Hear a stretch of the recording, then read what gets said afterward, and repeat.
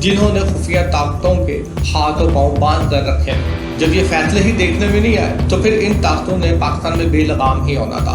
अब अगर हम ये देखें कि फ़ायदा देने वाले और फ़ायदा लेने वाले जब दोनों आपस में इस बात पर मुलाकात करेंगे, बात ये है कमीशन सिर्फ बात पर ऐसा लगता है कि अवाम की आंखों में धूल देने के बराबर होती है। बिस्मिल्लाहिर्रहमानिर्रहीम, अस्सलाम वालेकुम। उम्मीद करता हूँ अल्लाह के फजल व करम से आप सब खैरियत से होंगे। जब से इस्लामाबाद हाई कोर्ट के 6 जजेस ने लेटर लिखा है तो ऐसा लग रहा है अदलिया अपने वक़ार, इज्जत और भरम को कायम रखने के लिए तब से कोशिश कर रही है। ये कोशिश भी ऐसी होगी कि अवाम को एक ऐसा तासर दिया जाए, ये एक साजिश है जिसका दिफा किया है, जिस साजिश को नाकाम बनाया, ऐसी कोई बात नहीं थी।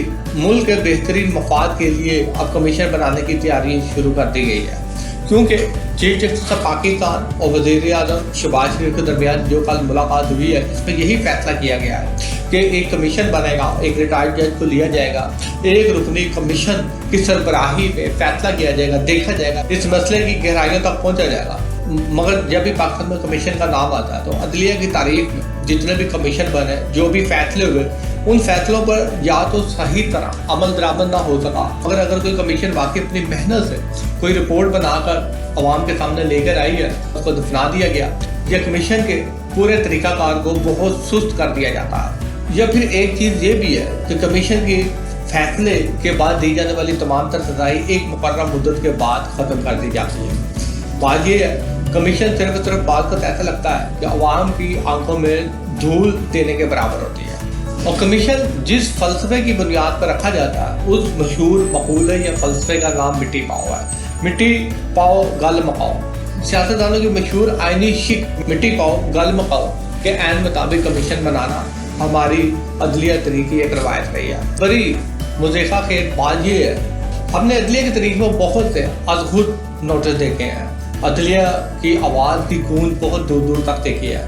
मगर तब जब कोई ताकतवर नहीं होगा। अदलिया को मुतहरिक होते हुए देखा है, यहाँ तक कि जुडिशल एक्टिविज्म के तहत मुख्तलिफ हस्पतालों और तलीमी इदारों का दौरा करते हुए देखा है, इनकी सरजमजिश करते हुए देखा है।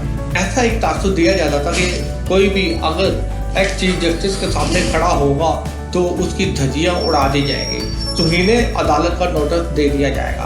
तौहीने अदालत के नोटिस से बहुत से लोगों की टांगें कांप जाती है। मगर सवाल ये है कि आज जिन जजेस ने खत लिखा है, जिनके ऊपर प्रेशर डाला गया कि वो किसी खुफिया ताकतों के कहे पर चले, इनकी हदायत को कबूल करें, जिन्होंने इनकी रिकॉर्डिंग बनाई है, आखिर ये जजेस इनके खिलाफ तौहीने अदालत का नोटिस क्यों नहीं लेते? ये जजेस इतने सख्त फैसले क्यों नहीं देते कि उनको मुंह की खानी पड़े? सबसे बड़ा मजाक ये है कि तहरीक इंसाफ वाले कहते हैं कि काजी फाइज ईसा पाकिस्तान की तारीख के वो चीफ जस्टिस हैं जिन्होंने तहरीक इंसाफ को बहुत ज़्यादा नुकसान दिया।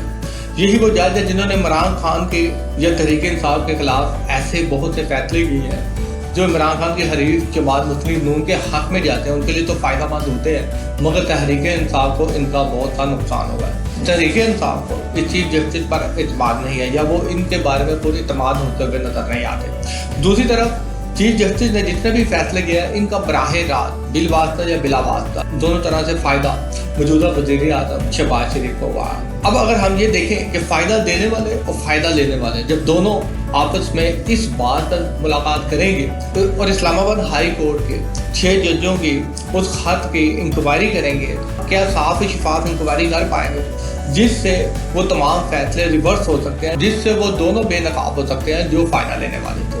और एक आम शहरी होने के नाते मेरे लिए हैरानकुन बात ये है कि हमारे पाकिस्तान के आला अदालतों के जजेस इतने मजबूर और बेकस को नज़र आते हैं जब इनके सामने कोई खुफिया ताकत खड़ी हो जाती है। होना तो ऐसे चाहिए, कोई पूरी सरार ताकत की खुद टांगे उस वक्त काम जानी चाहिए जब वो इन जजेस के सामने आते हैं। बात सिर्फ इतनी है कि पाकिस्तान की तारीख में अदलिया ने आज तक ऐसे फैसले किए ही नहीं है पाकिस्तान के लिए मुबस्सर साबित हो, जिन्होंने खुफिया ताकतों के हाथ और पांव बांध कर रखे हैं। जब ये फैसले ही देखने में नहीं आए तो फिर इन ताकतों ने पाकिस्तान में बेलगाम ही होना था, और आज वो सब कुछ हमें होते हुए दिखाई दे रहा है।